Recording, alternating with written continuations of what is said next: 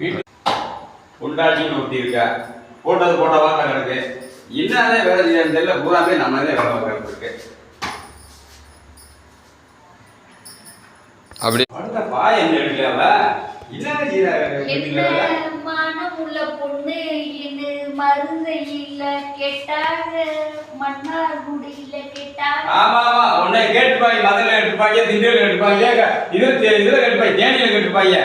யாரு பாய் எடுத்து வைக்க மாட்டு, பாய் எடுத்து வச்சுட்டு வேலை பாருட்டு.